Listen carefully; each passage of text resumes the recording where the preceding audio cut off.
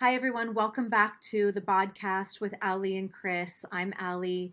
Chris is not here today, but one of my dearest women in the world is with me today. And so I said, get out of here, Chris. You don't, this is girl talk today. And Yeah. I say that very tongue in cheek because, we don't dismiss anyone here, but um, you are literally one of my favorite people on the planet. And very seldom does somebody come into my world that rocks it, literally rocks it the way you have that we connect from the get-go. So everyone, our history here only spans back just a short time. We got connected at the end of COVID in 2020, and it was via a website where Rebecca Schmitz was looking for a trainer to help her, and was absolutely convinced that remote training could not work for her No way. because It's not going to work. because of her particular situation, which we're going to dive into today because I think it's amazing. And and we became not only fast friends, but now we're like family. I was probably the only non-blood person at her recent nuptials, and I was completely honored to be that person for her.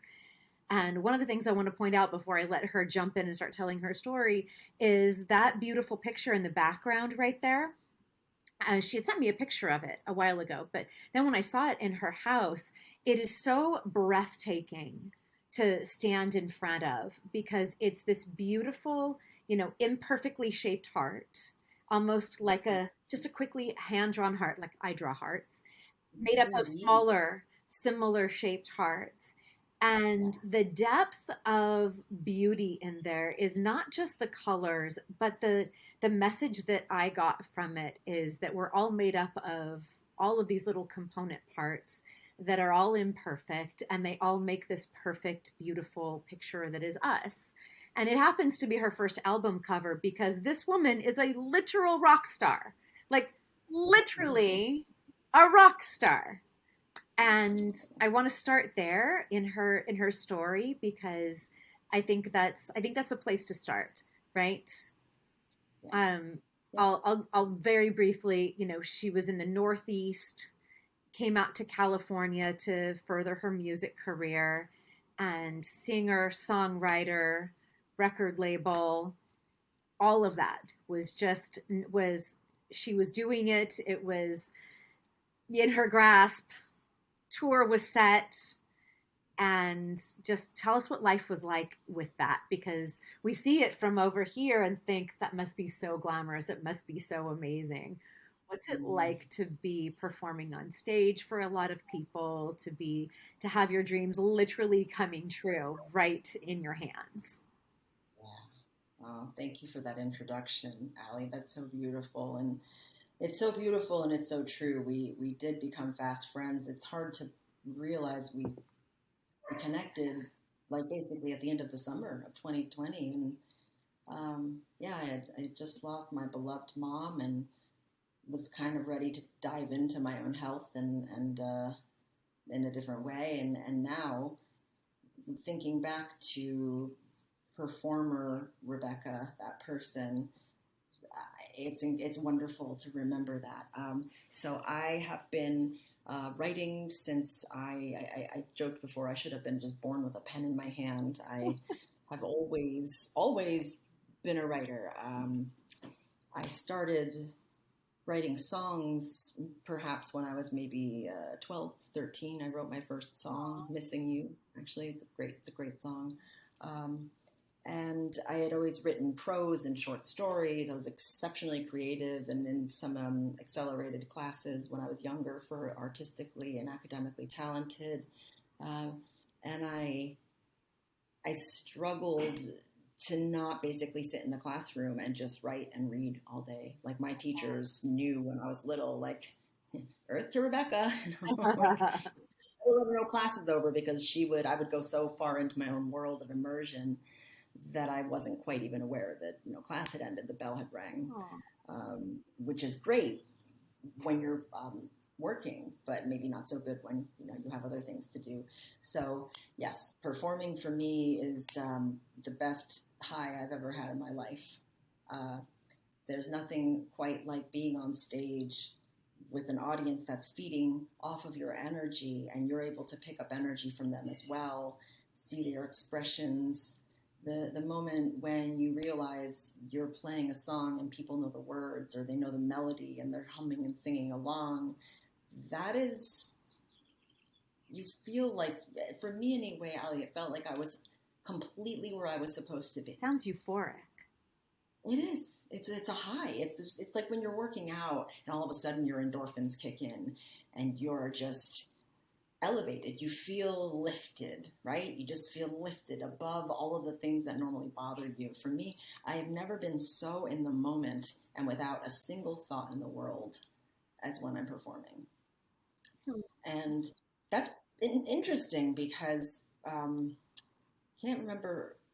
I think it was Yo-Yo Ma, the famous musician, who said, "True musicianship is when you can rest between the notes, and when you stop thinking between the notes." And for me, I'm paraphrasing, but for me, that was very much the case. Once I was on stage and it all would come together, and I had my band, and I had, the guitars were going, and the bass was going, and the drums were going, and we had practiced and practiced, and everybody knew that everybody else had each other's backs. You could relax and really be there with the audience, and that's what it's supposed to really be all about, really. I mean, isn't it? When you go to see a concert, you're looking for the artist to be having so much fun that they bring you along with them. I can relate, because that's how I am during client calls. Really? Yep. You've heard me. Then you're like, how did you know that? And I'm like, I just know.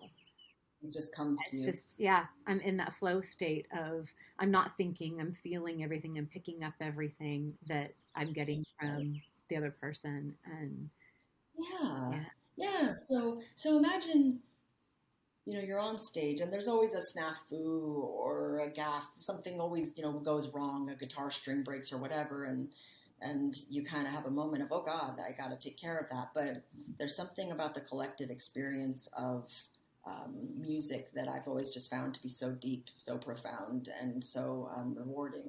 So, but for me, more than anything, I also found when I moved to Los Angeles, at that point, now I'm, when I moved to LA, I'm in my early to mid 20s, and I'm basically, done with college.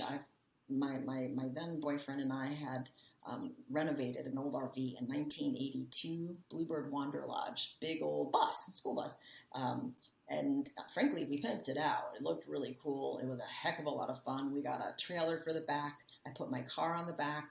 I packed up some suitcases. I got my dog, my guitar, and decided to take a long trip out to Los Angeles and see the country, and also see if the fit was correct for me. And the reason that I needed to do that was I was at a pivotal moment where I realized I either had to choose to be in New York City or LA. There really wasn't a whole lot of, options in the middle.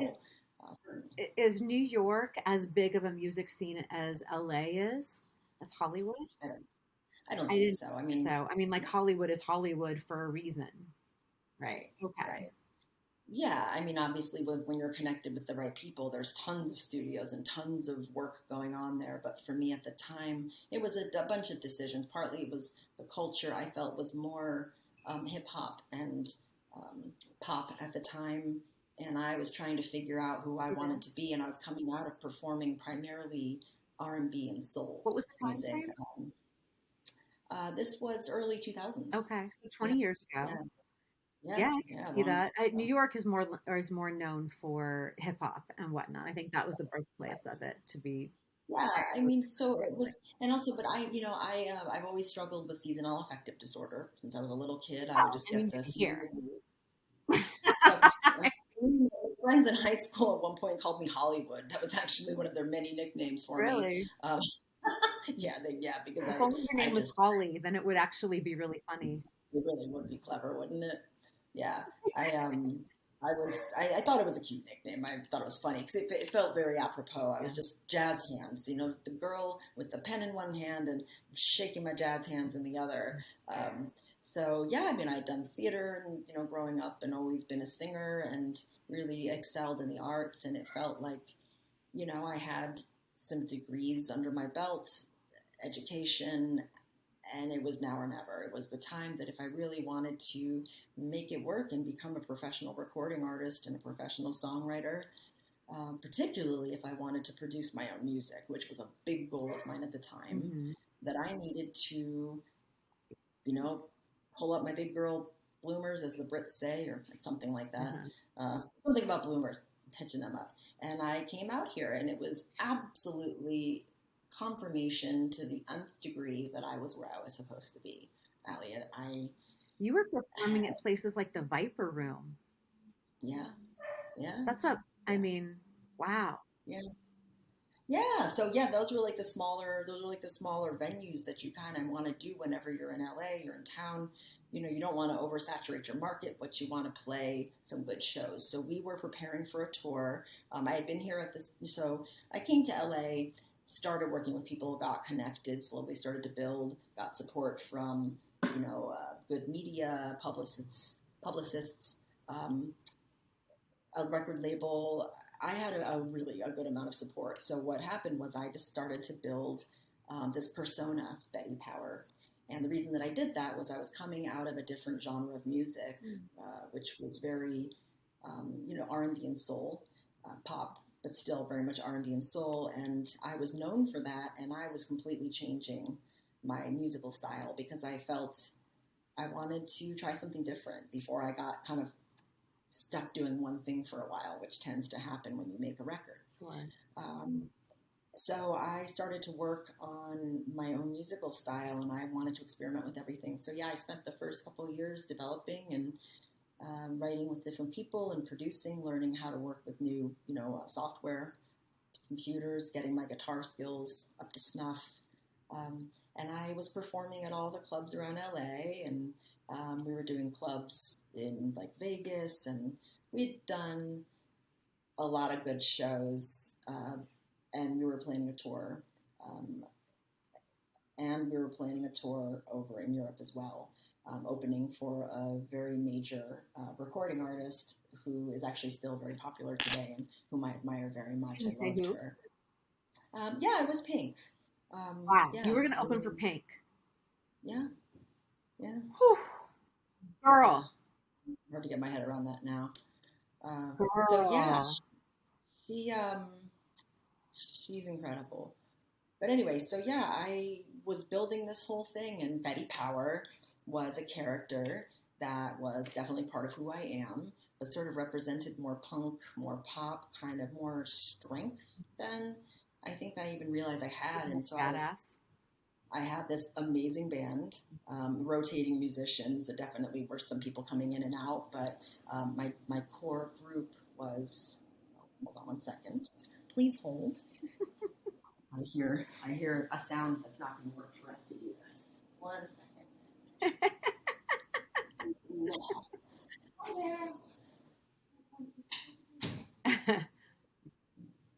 BODcast disappeared on me.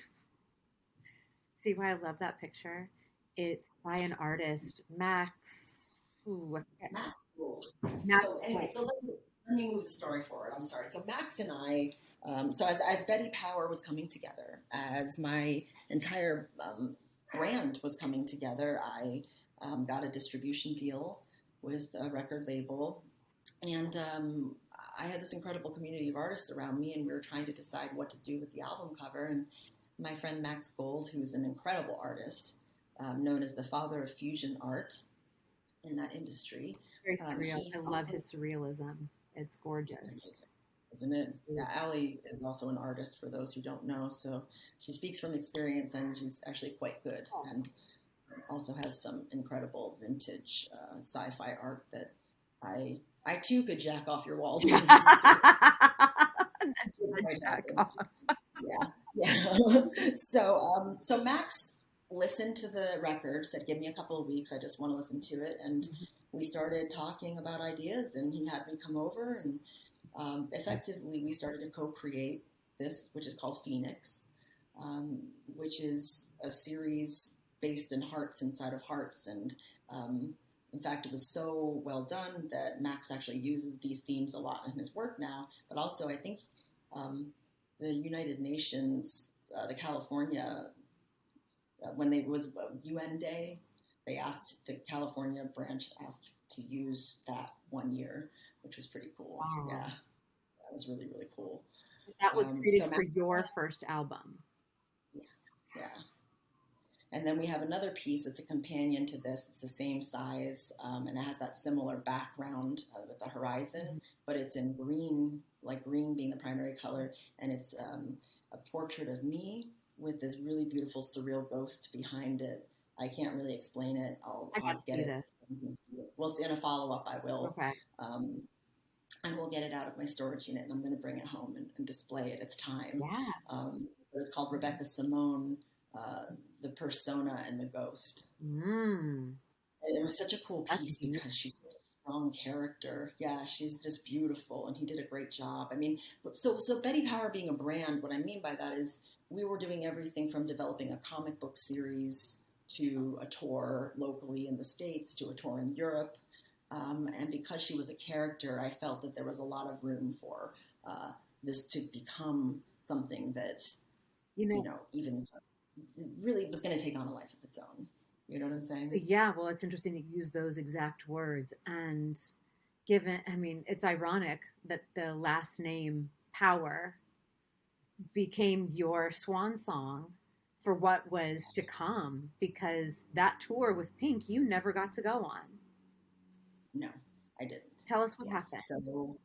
So I was working in the studio a lot. My favorite place to be in the world. That's what I was going to say earlier. Was just I discovered that even more than being on stage, I loved being in the studio. I could Good. write songs and produce in the studio and just play with musicians and never leave again, and I would be happy. That was something I discovered in the process. Was, oh my gosh, I actually prefer the studio. So that's fine. I mean, that's great. That's great news. Go write more music. Right. So anyway, we were kicking ass. We were just everything was going great, and the problem was that I was starting to have headaches a lot, and I hadn't really had them before to this degree, and it was getting so bad that I was having to get rides home from the studio. I was having to have friends drive me to gigs.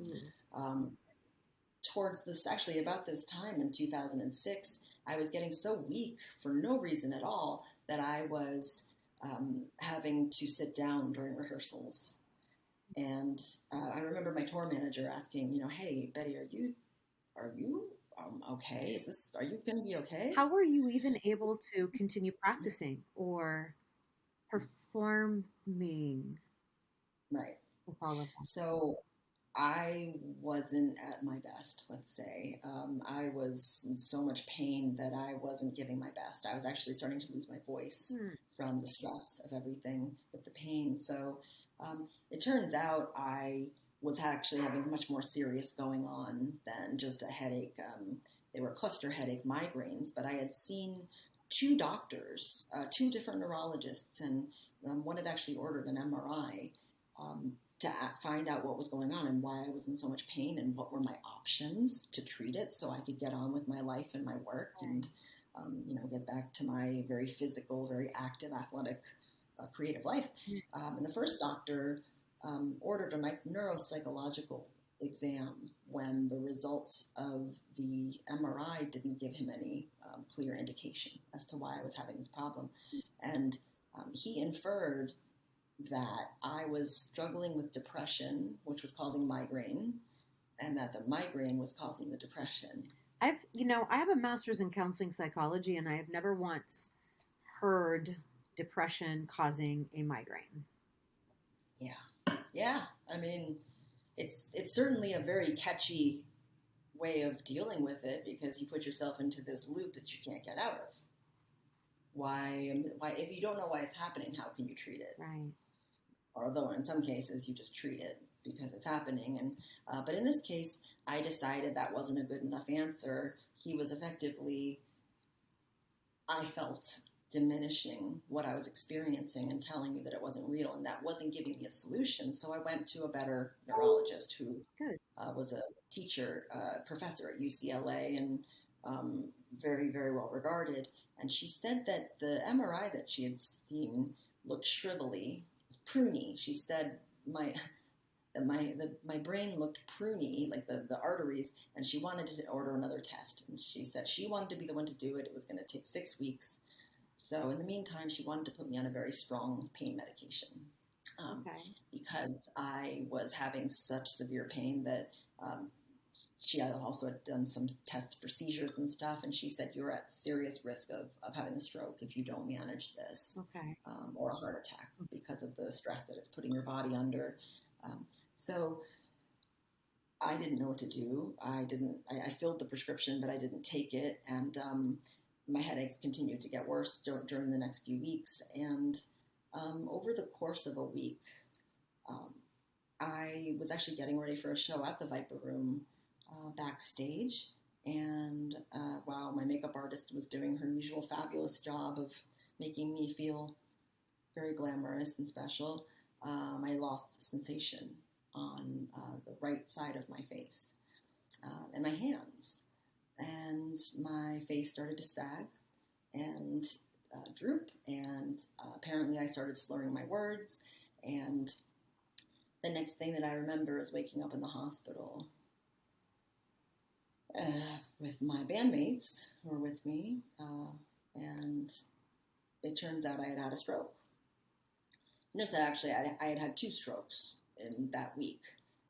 So one happened, and I was trying to push so hard, I apparently pushed through it, which is only to say it wasn't the type of stroke that was intended to end my life, obviously, at that moment, but was very serious, and they were able to see it on an image, on an MRI. So they also determined that I had a disease called moya disease. Yeah. Moya is Japanese for puff of smoke.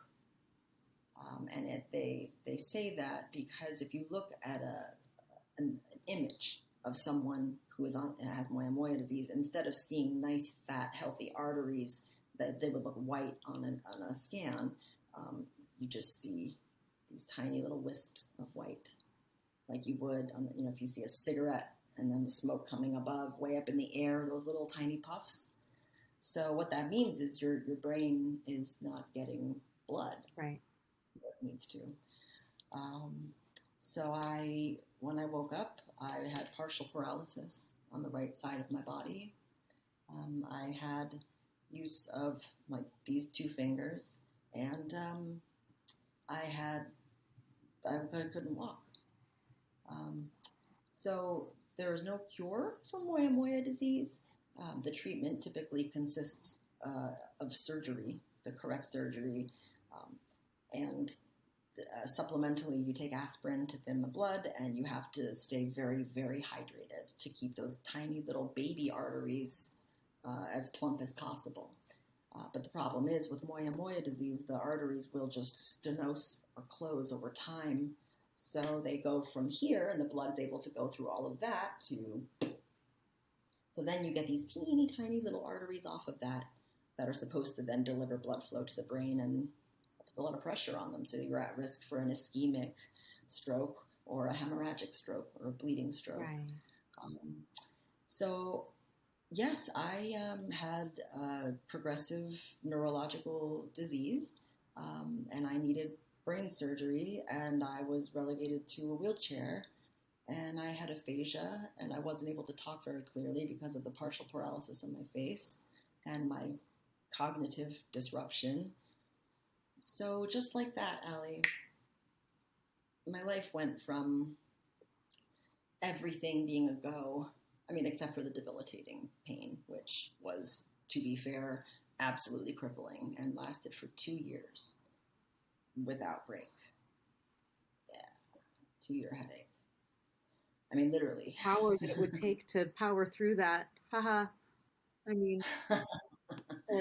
Yeah, that's the sheer power of my will, and I always found that fascinating, was how did I even get through that? Right. And now looking back, I've had friends tell me, "Oh, we thought that you were, loaded. You weren't making much sense for months prior. There were times when you were slurring your words, you were word searching. We just thought, you're in the music business. Maybe it was sex, drugs, and rock and roll. Maybe you were, Hi. high, whatever." Yeah. But I wasn't actually. I was an athlete. I was very serious about my career and my work and my voice and my instruments and my In your team. health. And I should have had a very clear head, but I was combating something that was causing, I was working against the stream, Right. all the flow was going in one direction and I was trying to go against it to make this work. So it was absolutely crippling. So all of a sudden, what do you do with an album that's ready to be released in a matter of months Right. and a tour that you're in the middle of planning and contracts that you were just signing and the art that's being produced and the musicians that are waiting for you to come back to work. And also, I also had a vocal coaching business that was doing very well, and I had beautiful, wonderful students that I adored. And all of a sudden, I couldn't communicate with them, and I couldn't even tell anybody what was happening myself because I didn't have the words. Right. All of a sudden, Did you have anybody that could be there with you, like on your side, that could communicate for you to all of those people? yes. Who was that? It was a couple of people, but in particular, uh, somebody named Ted, who anybody from that era knows. Everyone's like, "Oh, Ted." He was the bass player in my band, and we became involved at one point in a relationship. It became pretty serious, and I mean, I would say I had a whole group of friends, really, Alli, that took turns. They had to because it was so much. And my mom would come out, my family would come out intermittently to help, but um, I was pretty alone that way. And it had not been for my friends, I wouldn't be here, literally. Yeah. And Ted sort of took point on that in the beginning, and my bandmates helped. We put together a website so I could communicate with my loved ones, and I think I had like 100 subscribers at the time. It was by invite only, and it was supposed to be a few months. That was the plan. And this disease, they said, if I had the surgery and it went well at UCLA, that I should be back to normal or something like it within 6 months. They did say, I mean, you're never going to walk again, but but like you should have your ability back. I mean, But you'll you'll never walk walk again. again. They can wheel you out on stage. Sure. I mean, it was like, do you understand what you're saying right now? I don't think they were hearing the work that I was doing. Was not like going back to a day job. Right. It's like And there's also, no option for no. this. So that had to give you some hope at that point. Okay, 6 months, we can postpone things a bit, right? Like, Yeah, that feels yeah, to me like it would be manageable. easier to accept.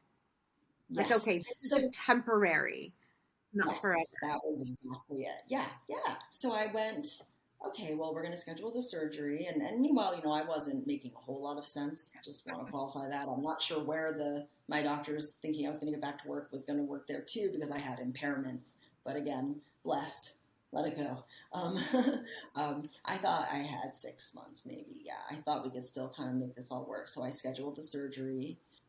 Expecting to get better, went into it with lots of optimism Mhm. and lots of, relatively speaking, lots of energy. And all the power And that you had. Like, I'm going to tackle yeah, this the same way I tackled moving to LA and building my career. And then, okay, keep going. What happened? so I had to do this. So I went in, I had the surgery, and I came out, and within a week of being in the hospital, I had another stroke, um, and I didn't get better. And over the course of the next 2, 3 years, I had another two strokes. So in total, that's total. I had a total of 6 strokes over. We now know about a 10-year period of my life. But because they kept happening around the same part of my brain, because of where my moya moya was really the worst, it wasn't actually impacting different parts of me. So that was interesting. Um, I didn't get better. I got worse, much, much worse. And so one thing I want to point out here, Allie, is that I was extremely athletic during all of this. Actually, I'll show you some pictures at the end that I pulled up, but I was a devout yogi. I did taekwondo, taibo. I was a regular runner, cross-country runner. I played basketball for fun. I was pretty much active. I was lifting weights, active every day of the week. I used to ride horses when I could. And so all of a sudden I had nothing to do but sit in bed, paralyzed, waiting for somebody to come help me. I couldn't make a meal, couldn't take a shower without help. I had nursing people in my house 2 days a week coming to help me with a shower. I had physical therapy, occupational therapy, speech therapy, a minimum of 3 days a week, sometimes 5.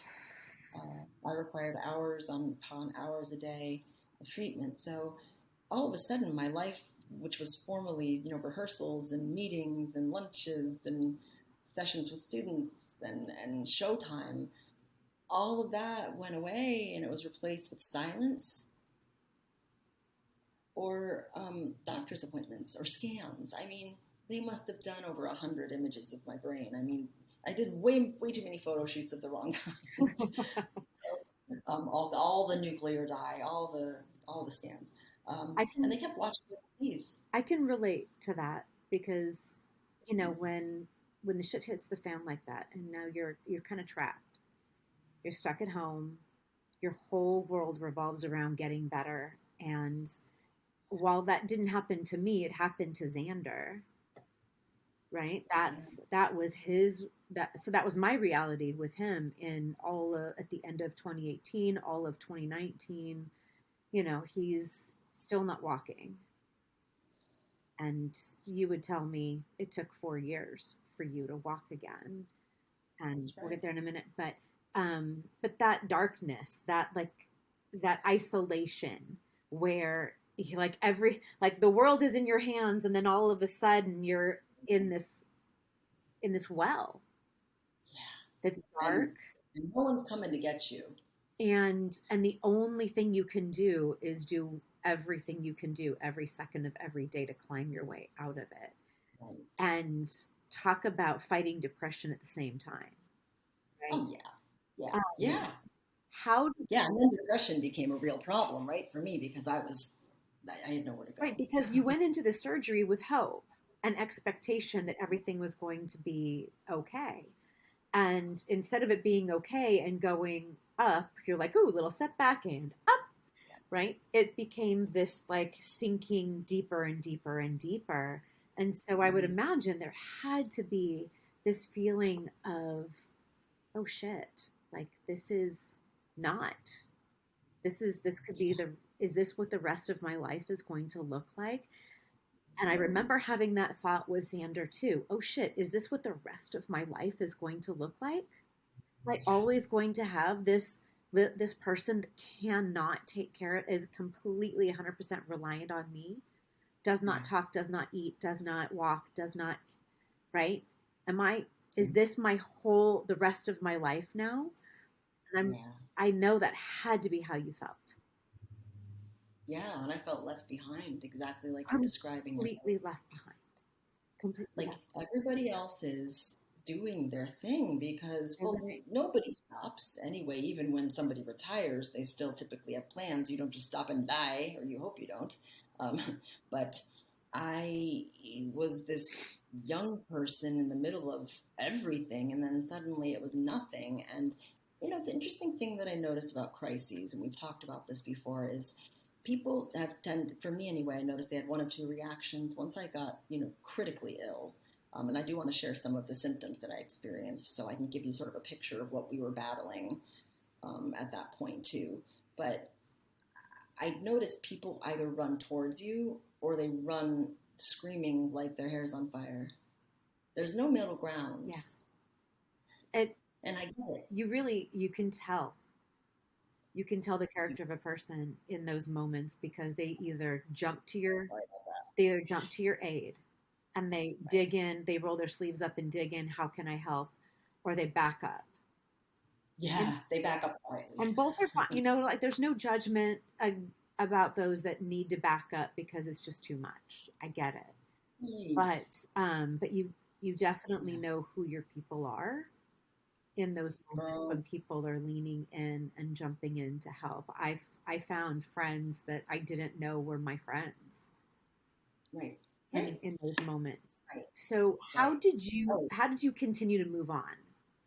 Because for Oh. me, there were a lot of dark moments of I don't know if I can do this for the rest of my life. If it weren't for my older kids, there were some moments that I thought this is too hard, and I'm strong like you, right? Yeah. This Yes, is you are. it's like there's no hope. There's a lot to handle here. And And it's not just one time. no, It's every moment of the every day. day.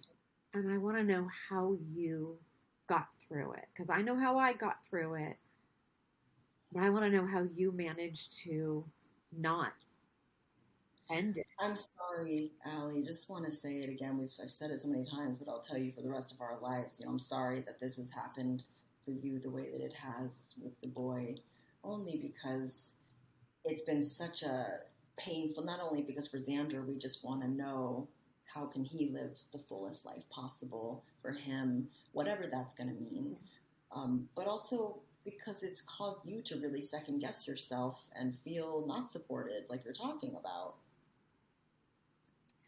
I just, I'm sorry that you had to go through that. I cannot. Well, I can imagine how isolating it must have been because I know, but I know most people can't really understand. And for Xander, you had a lot on your plate. You had a lot on your plate in many aspects of your life, and I'm glad that I can be here for you now. I You know, I love you for that. And I really did that was the most trying year I could ever imagine. Not yeah, having a genetic disorder for him was huge. That was a gigantic like there's always this fear like is this as good as it's going to get for like ever? yeah. And then when there wasn't, I went, "Oh, so there's hope. So I have Mm, nothing but hope now." But he's a really good filter. He's very good at screening people into and out of my life. The ones who oh, really he belong with is. us. He is exceptional. Right? I mean, when you first met him, it was the sweetest moment when we're just sitting there on my couch and we're talking and he's sitting in between us and you made a joke and he laughed and I was like, Oh my God. did I saw that. we were like, did you Hmm. did he just I did he know. understand? I was like, oh my God, he was tracking every single. In fact, he didn't just laugh, Allie. He laughed a second before you and I.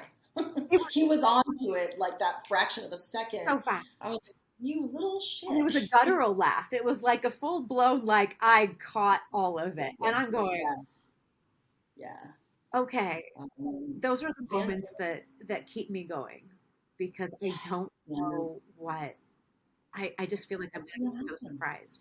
And like he's gonna Yeah, surprise the whole world. And I love that I'm talking to you today about all of this because I think I told you that when he used the dog dish to change the sounds and then he made a yeah. rhythm with it and I was like, he made a drummer, Yeah. right? Yep. Totally.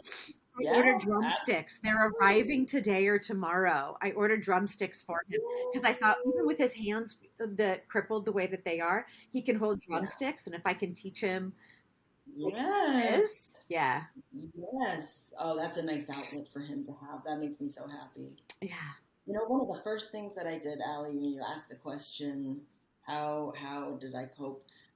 So I wrote. I wrote. I only, I couldn't even use my hand, and even if I wanted to, it was crazy because the brain damage that I had had was so bad that I would get so lost in a story that I couldn't see the outside of it. So what that would look like is my speech therapist said, I want you to watch an episode of The Simpsons, and I want you to tell me what happened in the beginning, the middle, and the end okay, tomorrow. So I start telling her what happened, and I get to the part in the middle where he ends up on a life raft, and then I just keep going with that. And she's like, okay, I'm gonna try it again tomorrow. I had I had so much. It was like metadata okay, like one side of my brain wasn't really it was getting negative blood flow, it later turned out. So the other side of my brain was really compensating. And so I became all about the details. So had I written on a piece of paper rather than writing in my journal, I already had problems. I had to relearn how to write because I was paralyzed with these fingers. Yeah. So I learned with this hand for a while. So, but even if I had wanted to write on a piece of paper, what it would have looked like was scribble on top of scribble on top of scribble, because my brain in the beginning was so damaged and getting worse. I couldn't even think, oh, you should just flip the paper over. It was like you were caught in a loop. Yeah. That you couldn't. So what I did was I just started free form telling stories, typing them out on a BlackBerry and then my iPhone.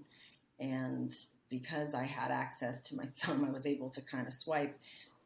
And I started writing these long, hilarious stories about what was going on with me, all the crazy stuff that happened, all the mistakes that were made, learning how to navigate life in a wheelchair, and then eventually later learning how to navigate life in, leg braces, or with a walker or a cane. So I started telling these crazy stories about what was happening, and people started responding to them. I had a lot of really cool feedback. And I thought, maybe it's just the story, maybe I will continue to write and just see what happens. I'm not getting any better. I don't know why. I thought this is, 2008, 2009, 2010.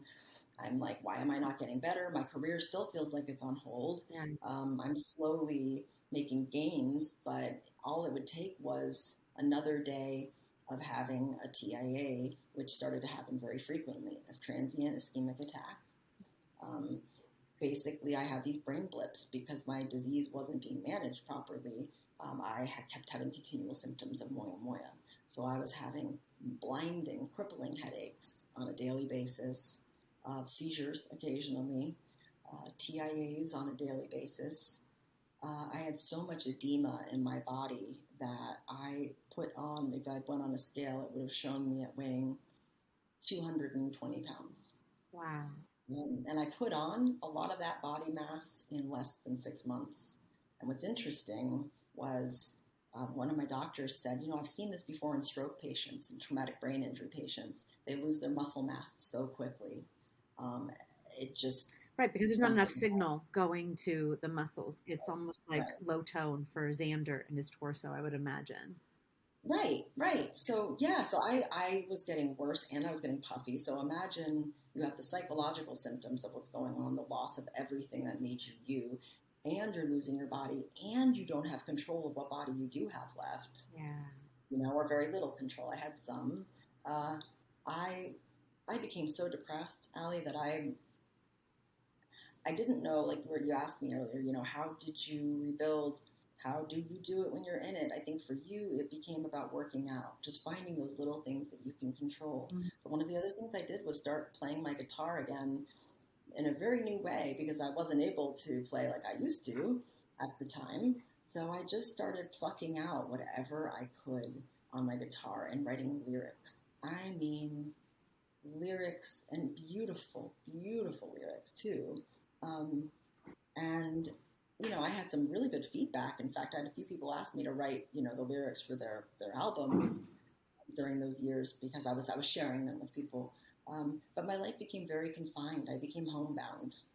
It's a medical term, but basically means I was unable to leave the house without the assistance of one or more people. Yeah. I had meals delivered to me for a couple of years. I had my therapy puppy that I had for years, Benny. Everybody, got to put a shout out to Benny, because he was my cosmopolitan little Bichon Frise who came with me from the East Coast and was with me up until 2013. Wow. He was the dude. Everybody knew who he was. He would come to me with the studio a lot. Sometimes he'd come to gigs. I would bring him onto shows. He was just the coolest dog. So even Benny had to be walked by friends and a charitable organization that found people that would come and help walk him so that, he got his exercise. And it was very, very lonely. Very lonely. And it forced me to reassess what my life meant. And I didn't know what that meant for a long time. What did you find? I found that I was a writer. No matter what, I'm a writer. I found that yoga was something that was going to be important to me no matter what, even if I couldn't practice it, because I could still recite the mantras and feel like I was engaging in some form of spiritual connection. Yeah.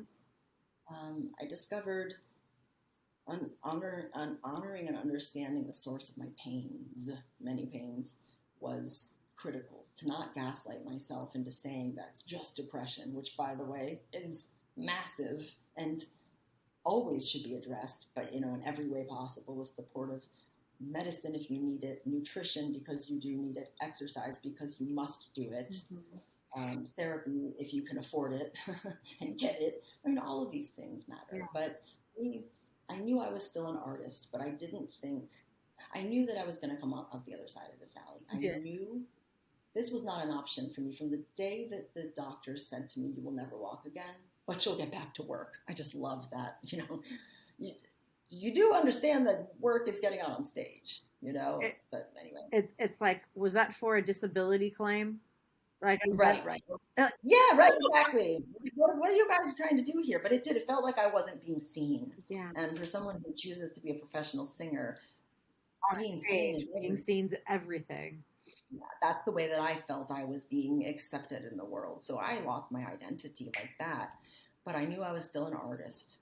So I kept the links alive with a bunch of my songwriting friends, and they promised to send me music and that I would write for them, but we all were sort of waiting for the when you get better, when you get better, life will start again.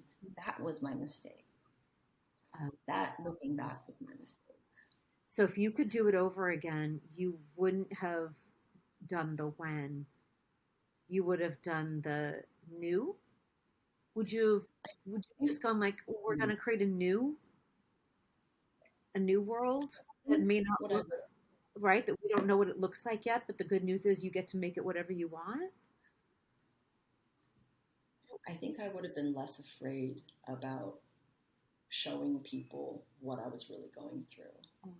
I would have been less ashamed of the weight that I had put on and the fact that my speech wasn't clear. I probably would have said, I should just go ahead and write a book and tell people what's happening with me, and just, even though nobody ever bought the book, just to say I completed this thing. Because as an artist, not having a project to work on is like having no limbs and wanting to go run.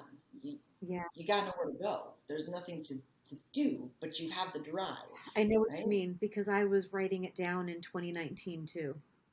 I got this inspiration in September, and it was because I had, like, right after I got the news that Xander did not have the genetic disorder, was within 24 hours of finding out his father had pled guilty to domestic violence.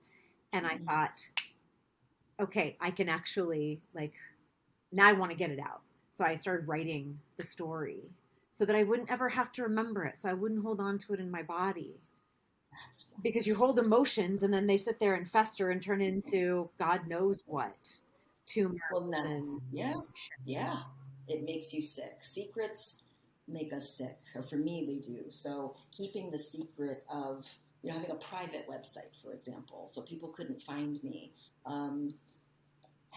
It's the shame. Because the only reason to not talk about it is because you feel like you've done something wrong. You didn't do anything wrong. You didn't mistreat your body. You didn't overdose on drugs.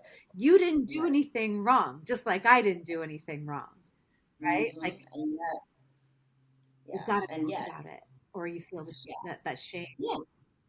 So I think it's opening the door and saying, yeah, this happened. Yeah, this is happening. Isn't it crazy? I mean, isn't it crazy that I'm this whole other person and I look like this, and look at all the things that have happened because my brain isn't getting enough oxygen, because my brain isn't getting enough blood. So eventually my guardian angels, hello. But when you said my brain isn't getting enough oxygen, all I could think is there's a whole, your brain not getting enough oxygen still has you light years ahead of most of the people who are getting complete oxygen, but I'm convinced they're not getting enough. Do you know what I mean? So when you said, I was like, there's a lot of people that are walking around acting like they're not getting enough oxygen. I wish I had been kinder to myself. So Have you ever heard of the book My Stroke of Insight? No, but All right, we there's a famous writer, we Jill Bolte Taylor, Harvard neurologist or scientist, who was studying the brain, I believe, and she actually had a stroke. And if I'm correct, she had a stroke on the irony. her left side. I can't remember which side, but whichever side she had it on was the side of the brain that basically was completely in the moment. So during the year, she had 7 years it took her to recover. Her mother took care of her. During that time, she basically said she was in a state of bliss because she wasn't aware of her past or her future. Mm. And she says that the brain basically is on a loop, and every 90 seconds you can create a new thought. And basically your moods will leave in just 90 seconds. So I went to see her 5 years into my illness and watched her speak and realized, wow, the total other side of her brain got affected as opposed to mine. I was tortured in the details, Allie. All I could think about every day was all the minutia that I had to manage. I wasn't thinking, wow, you probably should like go close your eyes and put an ice pack on your head because you have a really bad headache. Take a nap, let your brain heal. I felt like I had to do. It gave me a sense of control, but at the cost of my condition getting even worse than it already was. More anxiety. So I remember seeing her though, and she said, it took me 7 years. I was like, oh, it'll never take me that long. That was I ate my words there. So I had guardian angels, who sent my images up to Stanford. They had a Moya Moya program, actual like a department. It's one of like 3 places in the world. There's one in Boston for children, but most of the work that is done, there's not much because it's like 1 in 2 million people is the estimate that has it. I think there's like a couple, one in Europe, one in Japan, and the one up here. So my truly the angel of my life, Dr. Gary Steinberg, reviewed my case and said, your case has been mismanaged, misdiagnosed, and mistreated, and you need surgery. He ordered a bunch of brain tests, more tests, and said, you are, weeks away from a catastrophic stroke, meaning you're not coming back from it. So that to me would sound terrifying and relieving at the same time. Yay, I'm not crazy. This is real. And holy shit. What next? Yeah. Oh my God. It is as bad as I thought. It is as bad as but at least like there's somebody that can maybe fix this, because if this is as good as it's ever going to get, I don't know that I want to spend the next 50 years doing this. Right? Yeah. You know what the weirdest thing is? All the times that I felt pressed and frustrated and enraged and shamed, never once did I really think I'm going to buckle. Something in me from the day the doctor said you're not going to walk again, I was like, watch me. Hold my beer. Watch me, mother. I mean, yeah. Really? That would have been my attitude too. Like, who tells somebody that? Like, nah, I don't believe that. There's too many stories of too many people that have done it. Which is how I feel about Xander too. I do too. I really do. And every step of the way, every single small game that he makes, I'm like, that's how you put your life back together. So for me, it started with the day that I was able to start to, after the surgery, he did the surgery at the end of 2010. 12 years ago. They said that they did what's called the transcranial Doppler, which is where they listen to the blood flow in your brain. And interestingly, Haley Bieber just talked about this because I think she said she had to have that. She had to have a bunch of tests because she had a transient ischemic attack, or TIA. Hers was for a different reason. But when you do a Doppler, you're listening for the sound of like, in her case, a heartbeat. In mine, it was the flow in my brain. So usually you would hear like a whooshing sound. And they said that when they put it up to the left side of my head, it was just silence. There was no, the sound you would hear of blood moving. Apparently I was getting, they call it negative blood flow, which meant that what blood flow I had on that side remaining was actually going to divert me from having organs shut down. So all of the systems, or most of the systems of my body, have been affected by this disease um, at different levels, at different points in time. But I was in really bad shape. I was just filled with fluid and swelling, and I was in a really bad situation. So they did surgery. They went in and they were under for, I think I was under for 20 hours. Oh my gosh. 2 surgeries, a direct arterial bypass and an indirect arterial bypass. He had to do 2 surgeries, and it took so long because the first surgery didn't go well, I will say, and wasn't the right surgery to do. And it left so much scar tissue that Dr. Steinberg said, I don't know if I can help her. So, but he did. He did. Wow. He was able to create basically a bypass and bring an artery around to the front area of my brain.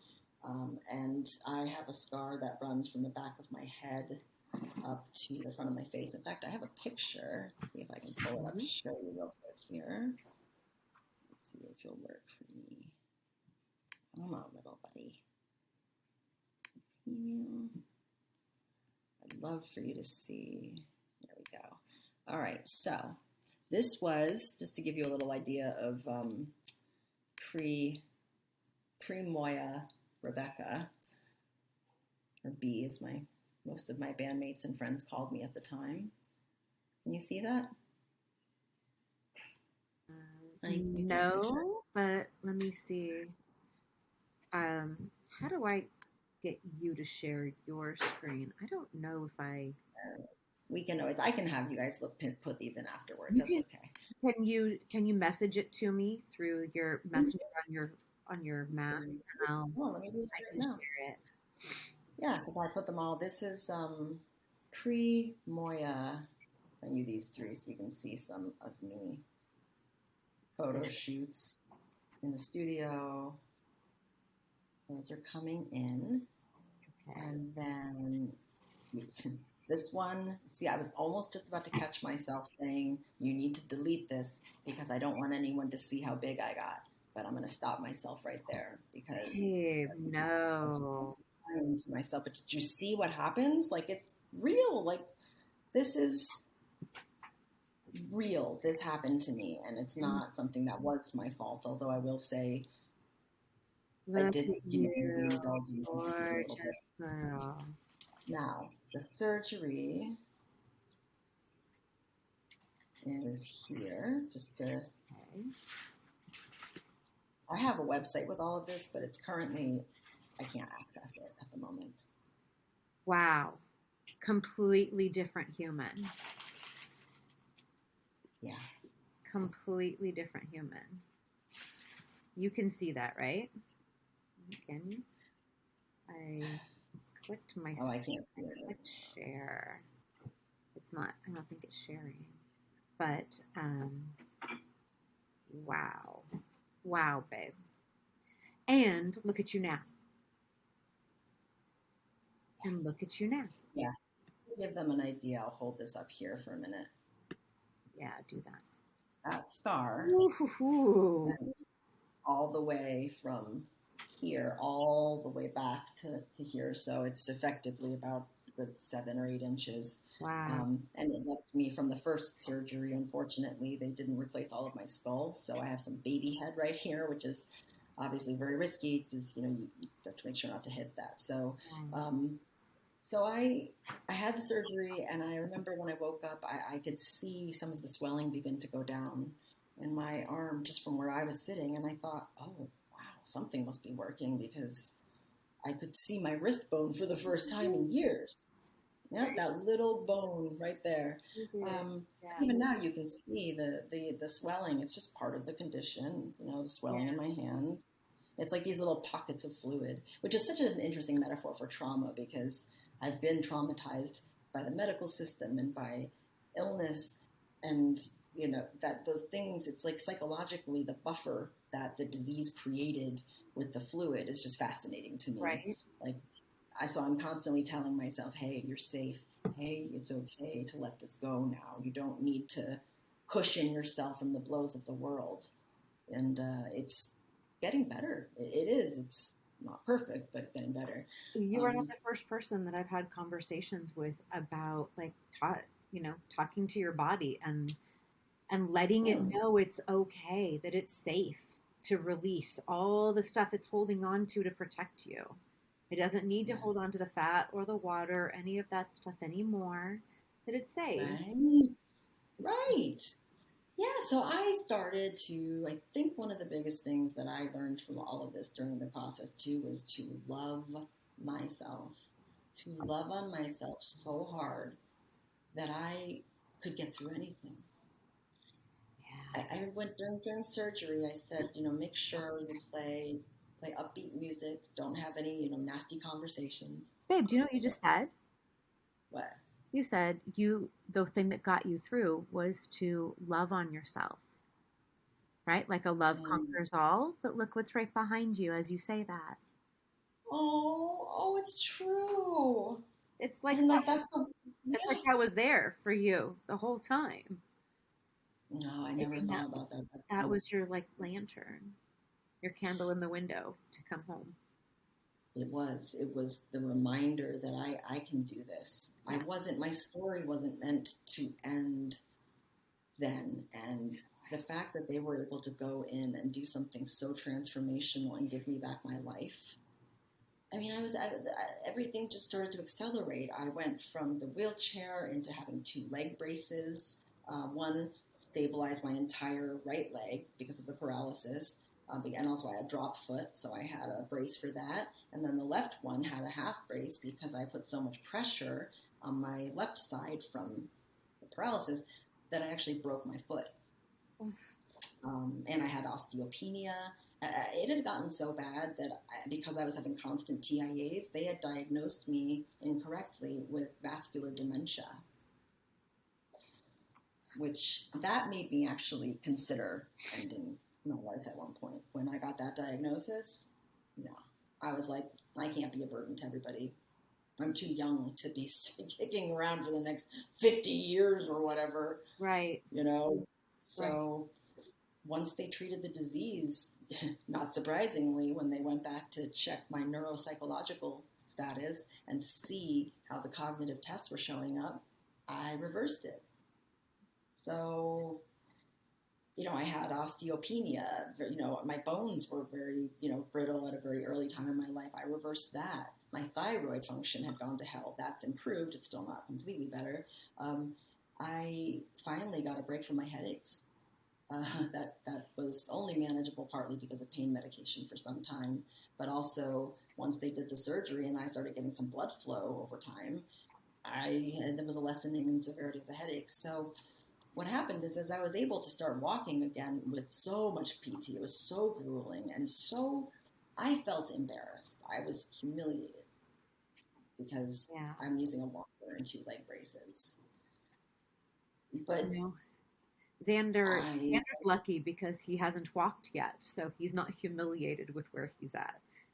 Doesn't have that level of awareness, but the work is nonetheless grueling, and there are days that you have the energy and you're like, let's go, and days that you're like, that's how I feel yeah, about it. that's right. Yeah. That's right. Yeah.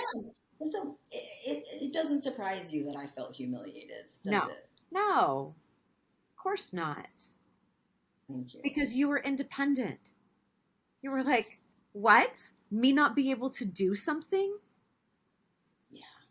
No. It's exactly how I would feel. Oh, Are you kidding? I mean, so angry. it's emasculating. Yeah. Yeah. Well, it's like you lose. I mean, I was Betty Power. Power. Power. I felt Yes. Betty Powerless. I became very powerless. And so I basically told my body, like, listen, whatever time you need to get well, we're going to do this. Like, we are going to go to the next level. I didn't know if I wanted to be on stage again, but I knew I had to be a writer. I knew that I had to tell stories. I knew that I wanted to sing again. Um, but I was thinking, go to a jazz club. Go find some cool musicians and do some Where standards all on they a do is Saturday. sit on stools. I can sit anyway. Exactly. I don't have to stand. I don't have to dance. I don't have to be running around a stage. Right?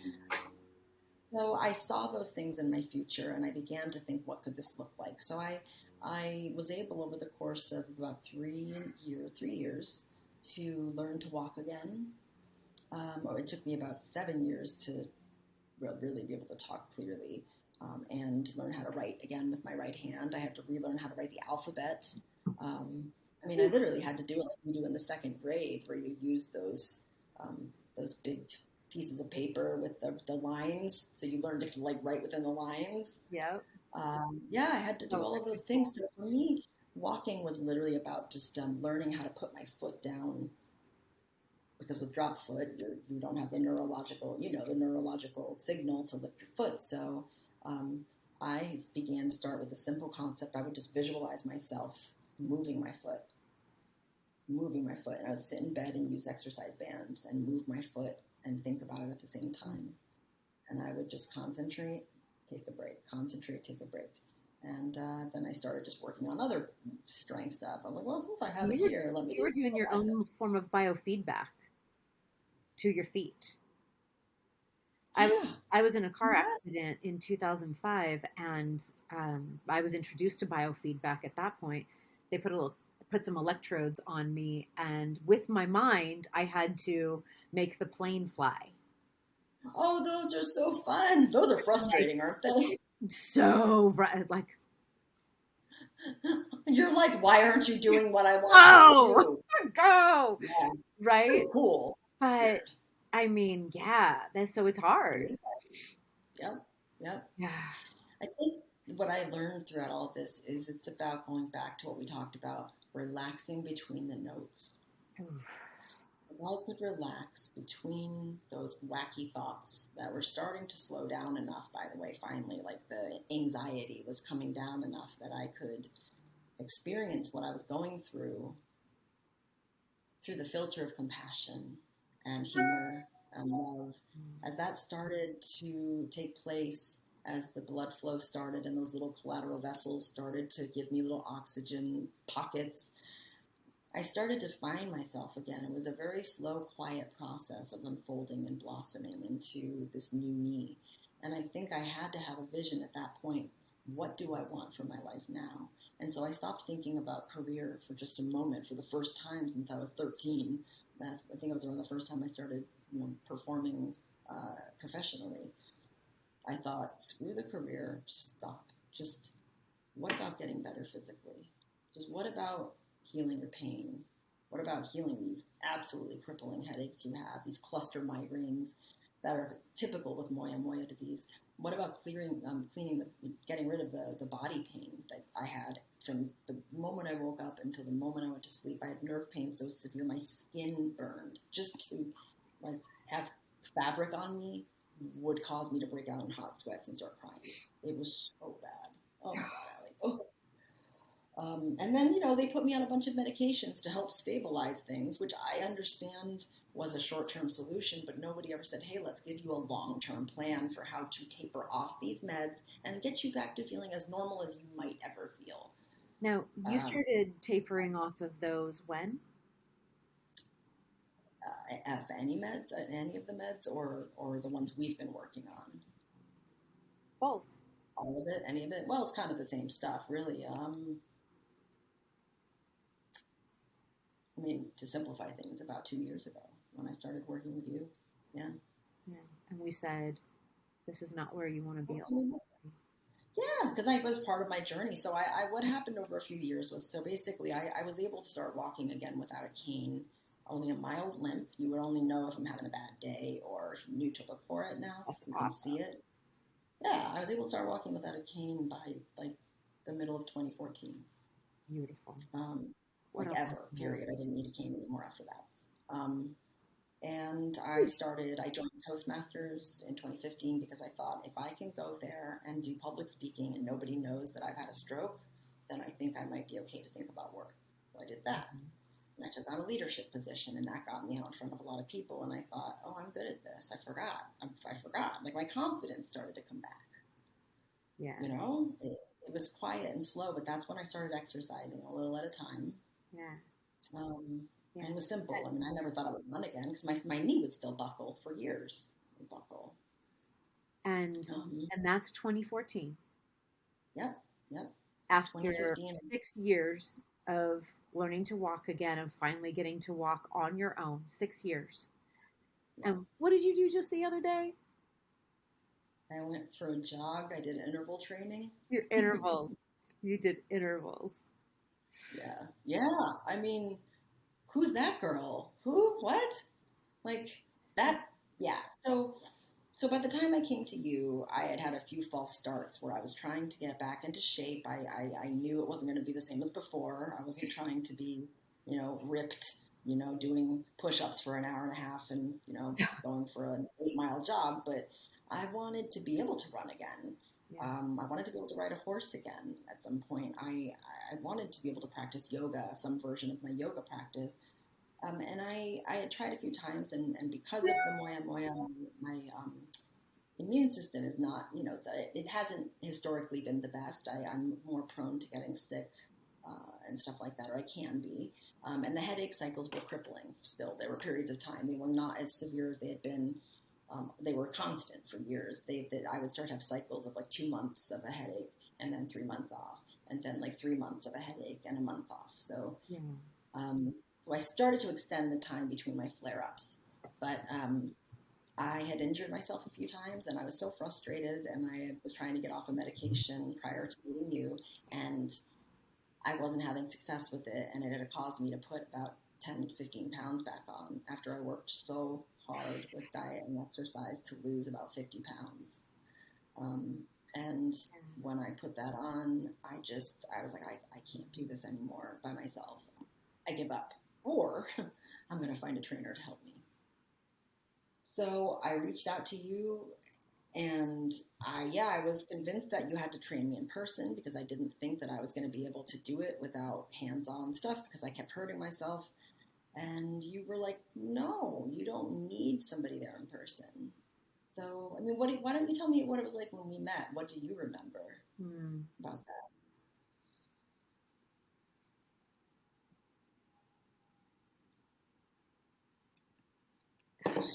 It's like such a long pause because I'm feeling what it felt like to be on the phone with you for the very first time and thinking, I know she's scared.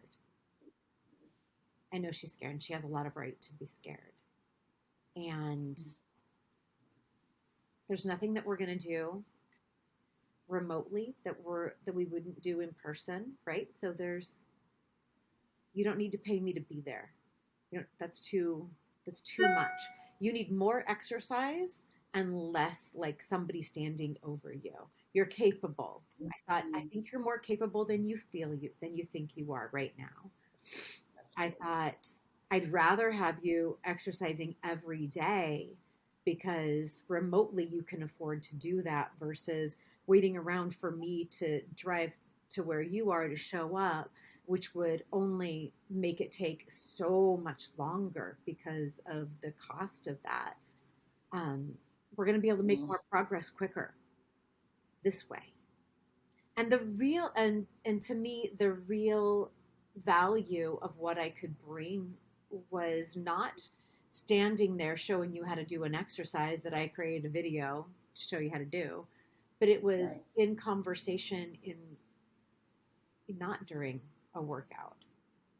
And that's what I've noticed has been the most value to all of my clients. It's the conversations that we have when you're not panting.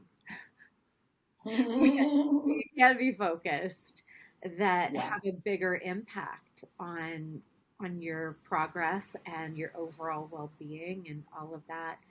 And I remember thinking, I could see why a lot of people wouldn't want to try with you because your condition is so rare and it is such a liability for a professional. So That's right. I've been very careful with you, right? Yes, love.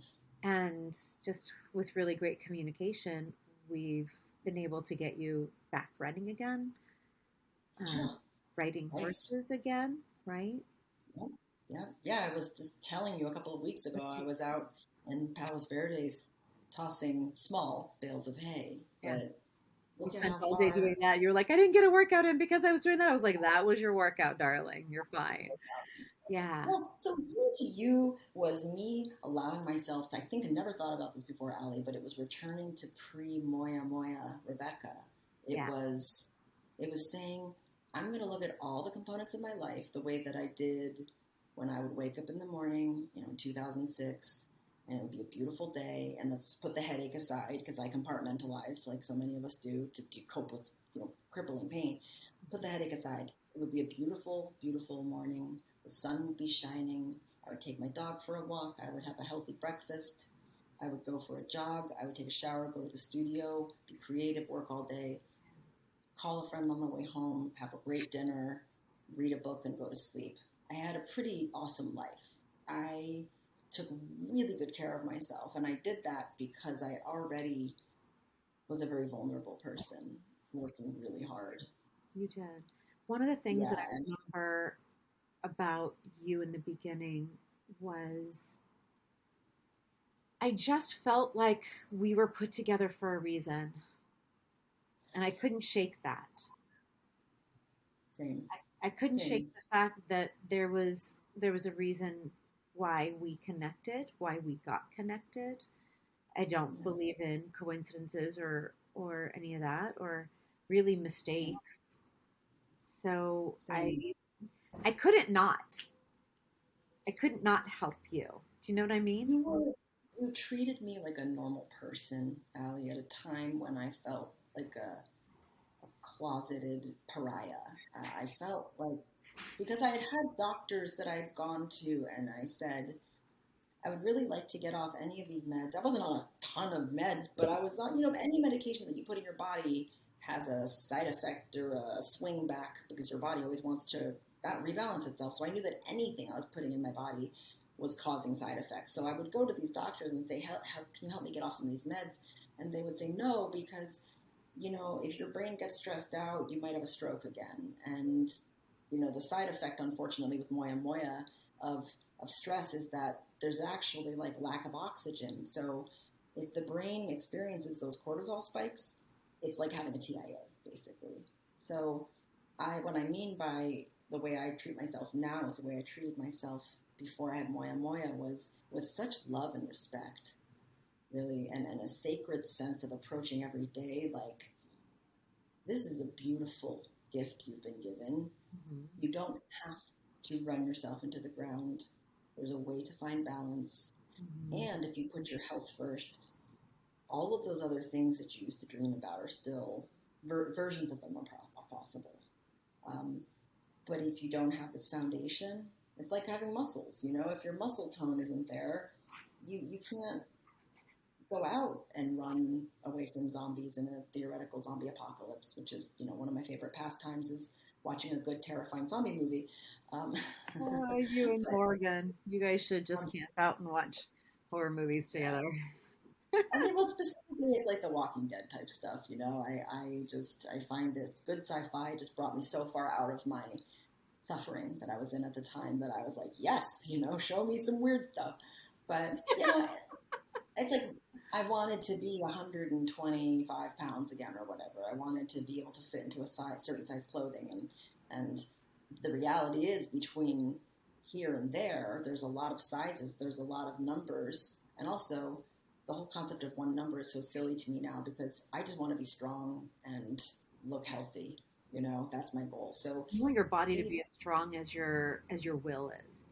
yeah. And you were the first person to kind of look at me and go, or one of the first people to say, you're strong enough to handle this. And I'm not going to throw you in the deep end and Right. try to get you to just do all this on your own. Let's talk about what you're doing. How are you eating? When are you eating? When are you hungry? When are you in pain? What are you doing when you're in pain? Hmm. These are things no one had ever asked me. So I was able to start thinking about fitness in a whole new way, Ollie, because of you and your deep expertise in this stuff. I mean, because you do bring your degrees, your multiple degrees into play when you're coaching, and we're talking about all of these things, and you know so much. You always have a solution for me.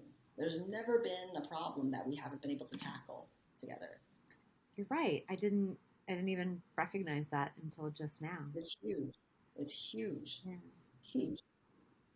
So for people who don't know, the BOD app helps you to track your nutrition by looking at your macros. So say you have like a goal weight that you want to be at or a goal size. Alli will help you go over your literal diet and help you find foods based on her entire meal plan, which is crazy because it's so many good recipes that will leave you feeling full and able to meet those goals over time by hitting your macros. So Alli and will tell you so much more about your macros over time if you tune in and learn. But basically, it's just choosing foods that work well together, choosing the right types of fats, choosing smart carbs, not overdoing it on those, and having foods that fill you up and taste good. That was a new concept for me. Using cheese and being allowed to use cheese and enjoy it, I was like, I'm sorry, what? Did you just tell me I could have cheese in my diet and enjoy it? You were like, yeah. That was a big deal. I thought I had to give up all the good stuff, you know? I don't find that giving up all the good stuff is sustainable. I lost her. To be okay. Stay fresh. Well, you know what? If she comes back on, then I'll let her back in. But Rebecca's been on a path for a while that has, as you can tell, it's been a very long path. It's been a lonely one, an arduous one. And she's getting back to where she was. She is amazing and awesome. And I can't wait for her to make more music. And, you know, she's the godmother of my kids. And I couldn't love her more than I do. She's like family now. And those are the kids that I'm referring to right there. But what an amazing woman. And I'm honored to call her family and a friend. And we're probably going to have to touch base with her at some point so that we can find out what's going on with her again and where she's taken this now that she's now she's tapering off all medications and she's stronger. There's more to go, right? But she's getting where she needs to be, and I couldn't be prouder of her. And thank goodness I built this before she needed me, so that I could help her. It's been amazing. It's been an amazing journey. I think she said she was grabbing a phone to use hotspot.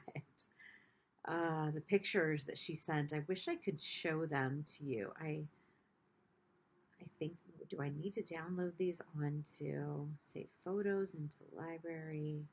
Let's see if saving the photos allows me to be able to show you the photos. Let's see. Okay, so I'm going to share the screen and see if I can show you the photos. Here she is. And there. Wow. After the surgery. Hopefully you can see that. What an amazing woman. Anyway, super happy to have had her on today. Thank you all for listening. And, hold on. She's going to come back in to say a few words before she goes. And we're going to say We're gonna be able to say our goodbyes to Rebecca live. Hi. I just kept going and trying to show your photos via screen Oh, share, and I'm not even sure they could see them, but um, thank God for my hotspot. So can we wrap up this stuff? I wanted to just share what yeah, BOD has been doing for me. Can we yes, do that? please, Yeah. absolutely. We have Okay. like So we'll five, start. 7 minutes.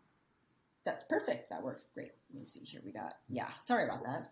Um, so you asked earlier, how did I rebuild? So as and as we talk more over time with the podcast, I'm sure that we'll tighten the story up a lot, which is the goal, right? Is to get comfortable with our stories and learn how to tell them in a meaningful way. But as we're talking about this today, I think I noticed when your question, what were the turning points happened, I can see the years were like, 2029 was discovering that, I really did need better treatment than I was getting. 2010 was getting the surgery. 2013 was this. There's all these moments.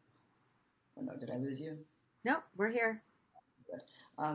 All these moments in time where looking back, I can see these shifts that happened. So I would say one of the biggest turning points to date in my recovery journey was finding you in 2020.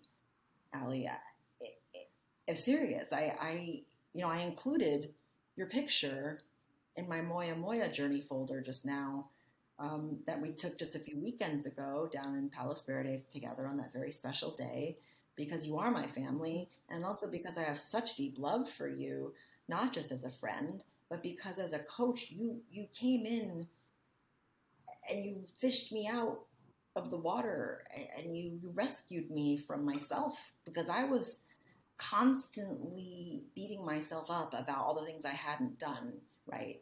And you came in as a friend and were like, yo, you're being way too hard on yourself. But as a coach, you were like, and here's what we're going to do to start getting your self esteem back. This is how I want you to eat. What do you think? Here are some delicious meals that are going to leave you feeling full and make you want to eat, because, as you know, I get anxiety and don't want to eat. And then suddenly I'm like, why am I feeling out of whack at 9 o'clock at night? You got me eating on a regular schedule. You got me making sure to drink the amount of water that I really needed in a given day. You slowly introduced me to getting my entire body strong, little by little, consistency over intensity. And every single time I would stumble, you would get on the phone with me for as long as it took to figure it out. And you would find a resource every single time. And there's an app where I can go and keep track of all of this and track customized workouts. I can't tell you how many friends that I have said, if you're not taking advantage of this, you're a fool. Aww. This is the best investment I ever could have made in myself, Alli. You changed my life again. And then you've done it a few times, because we've had a few challenges along the journey here. I mean, this time last year, I started pushing myself too hard, and other things happened, and I ended up in the hospital. And I remember calling you from the hospital, and you started crying. You said, it's too soon. I'm just starting to become like really good friends. No. Remember that? I do. We hadn't even met in person yet. I was like, no, you can't go That's yet. right. I Oh my haven't God, even isn't hugged that you crazy? yet. Yeah, that's what you said. I'll never forget that. I haven't even hugged you yet. So I think healing is everyone has a different journey with healing. Everybody has a different path. But at the end of the day, we all have an opportunity to give ourselves the self-love and the self-confidence to say, I deserve this. I deserve to feel good. And I'm not going to tell anybody else what they should be doing, but I will say, if I can rise up like a phoenix, I can't believe I'm saying that, but and God bless Max Gold for helping me bring this vision to life. Honestly, I loved working with him. If I can rise like a phoenix from the proverbial ashes, most people can. Yes. I have worked out through pain, because if I'm going to be in pain anyway, why not at least get some endorphins out of it? Because of you, Alli, partly because of you and partly because of my own obvious hard work that I've put in and time and the support of a few really good doctors, I've literally halved the amount and the dosage of medication that I was taking. And my pain is better than it's been in years, despite getting off those meds. I feel better than I have in years. So I love that. That is so I love important to me. And your impression is huge, of course.